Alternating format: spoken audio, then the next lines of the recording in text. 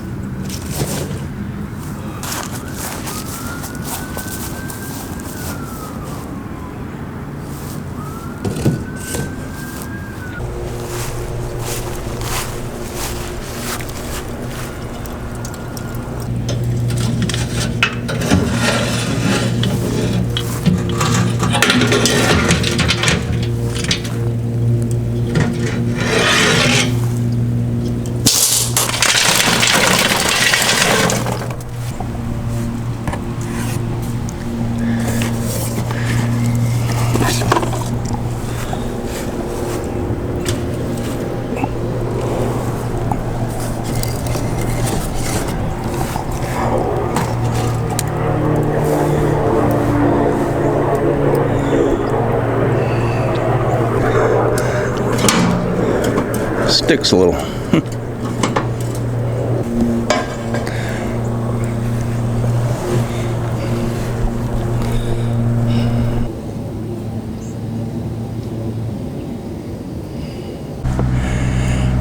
So what made me get this old country PECOS offset smoker? You know, I really did appreciate and enjoy the Char-Grilla Grand Champ, but man, to buy a new one of those, they're over $700. Here in Lower Alabama, this pit cost $499 at Academy Sporting Goods.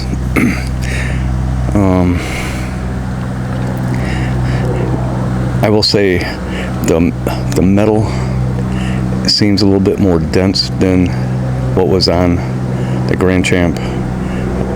This thing weighs over 200 pounds. I think it weighs 220. I had to rent a U-Haul truck, a 15-foot U-Haul truck, because it's the smallest one that comes with the ramp. So I had like 3 women helping me load it into the back of the truck. The women worked in the store, of course. I did a burn off, and if you follow me on my Facebook page, which is called Polly Detmers, I show some stuff on doing the initial burn off, and I did do some chicken inside that firebox, and man, the chicken turned out great. But yeah, this thing, I think it's going to be great. They did allow me to pick which one I wanted to buy, because you can't buy them disassembled, as far as, well, I couldn't. And if you look at this thing, all the welds, even where there's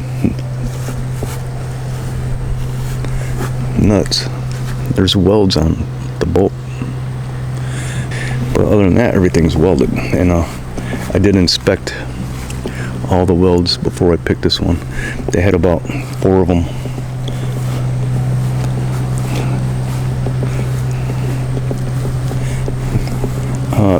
So yeah, you see some smoke leaking from the lid. I'm not worried about that. I'm not splitting hairs here, folks. I don't care about that. Working with Big Al Burnt Barrel Barbecue, we talk about this all the time. It's not that important. Yeah, you might burn some hair-splitting amount of wood more than you would if you didn't have that smoke coming out of the seams.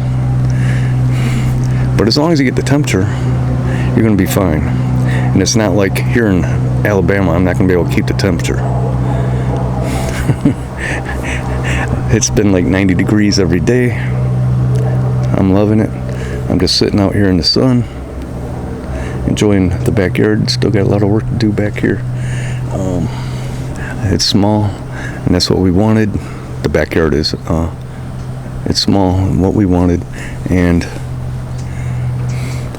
the reason is because when we go to the Philippines, we don't have to worry about trees or how much it costs to cut the grass.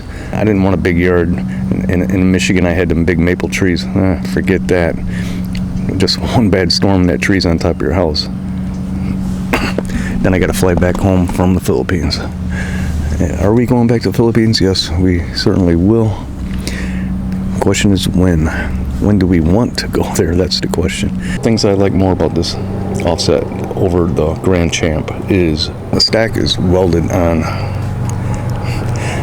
And as I already mentioned, the metal seems a little bit more dense, a little heavier, little bit better. And my proof of that is it's welded together. It's not screwed together. It's not bolted together. So here's what I'm going to cook today. It's not pretty. Matter of fact, it's downright ugly. It's a pork butt. Went to the Piggly Wiggly store. I feel silly saying Piggly Wiggly, but at the same time, kind of enjoy saying that. And I was like squeezing the Charmin, well, not the Charmin, but the pork butts to see where the bone was, and none of them had bone in it. So I asked the butcher there, I was like, hey, you got any with the bone in it? And he comes out with this one. Well, I trimmed the fat cap, and I tried to trim off as much fat as I could. And I did find the bone, and it's just a sliver. You know, I told you it's ugly. Because by the time I got cutting most of that fat off, this thing weighed 6 pounds. I think it probably only weighs about 3.5 pounds now. It was mutilated, and I don't really care. I did take some butcher string and tie it together. There is a bone in there. Like I said, it's just a sliver. So this is gonna be an ugly cook. I don't care. We're cooking.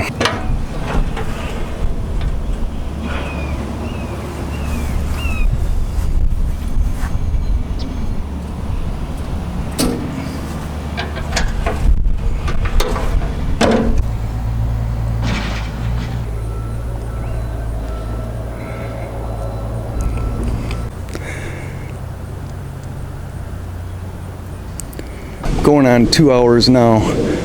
Sorry about all the background noise. This is a new neighborhood and they are still building houses. Yeah.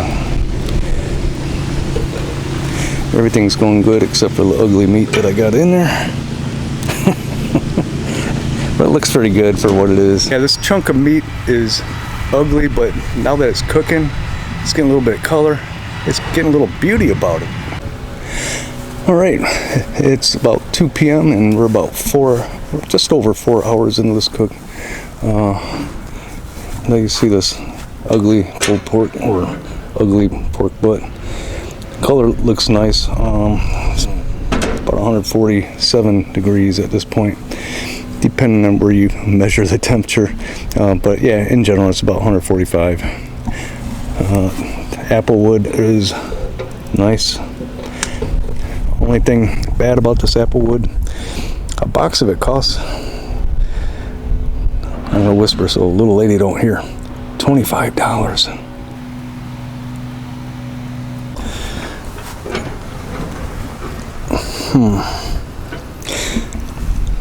Looking good. What I'm gonna do is take this thing out of here, put it in an aluminum roasting pan, covered up. Probably put some apple juice in there a little bit. Put it in the kitchen oven. Set it about 230. Because it's kind of windy out right now and it's kind of messing up things. And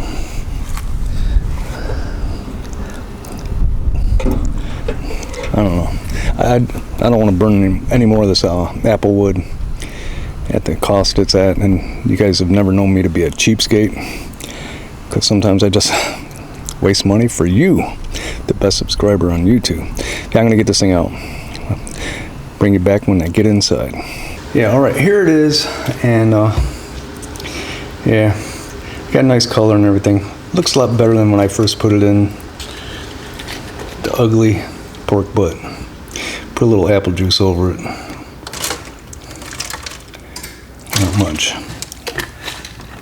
That's good enough. We'll cover it up, throw it in the oven. 230 degrees. I put this in the oven at 230, 230 degrees. And little lady says, hey, I want to go to Home Depot, look at some plants. So went to Home Depot, bought some dirt, and bought some plants and flowers or whatever. Yeah, new house, right? So get back, I'm like, man, you could smell this stuff in the house. Excuse my nose, it's running. I checked the temperature, it was a little over the temp. Here in the ugliest pork butt you ever did see. And I let it rest after I pull out of this oven. And let's see how it looks when I shred it up. Yeah, she shreds.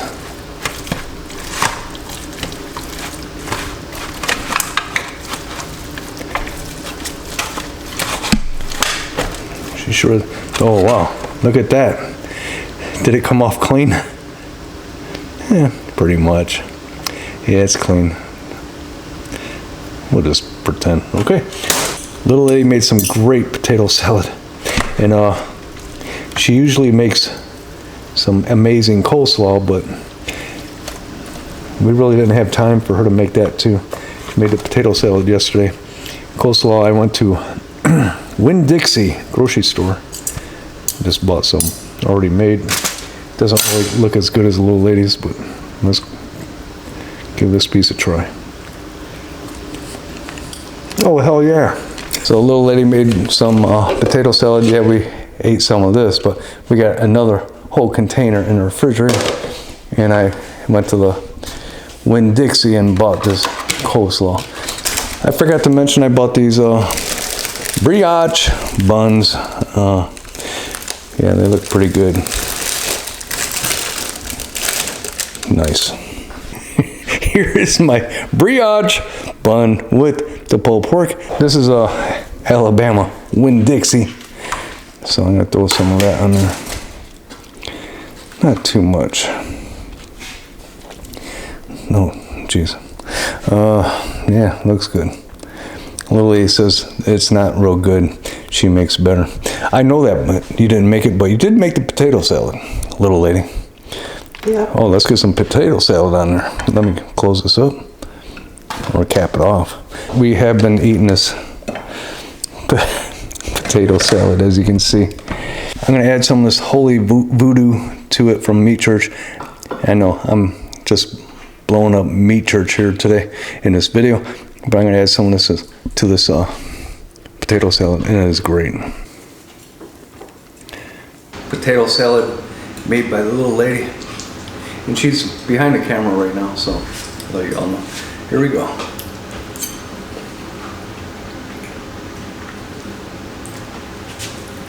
Little lady, you did it again. You're a champion. And it's even better with that voodoo mix on top. Now let's go for the Grand Poobah. The king of pulled pork kings in this house for the day, without the barbecue sauce. With the Winn-Dixie coleslaw. Little lady's laughing at me a little bit, but here we go.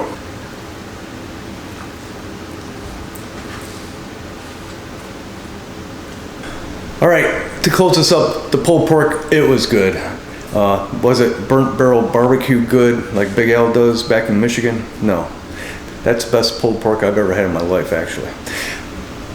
Little lady's potato salad, champion. Thank you all for watching. Sorry it was long. I don't like making long videos, but sometimes you have to.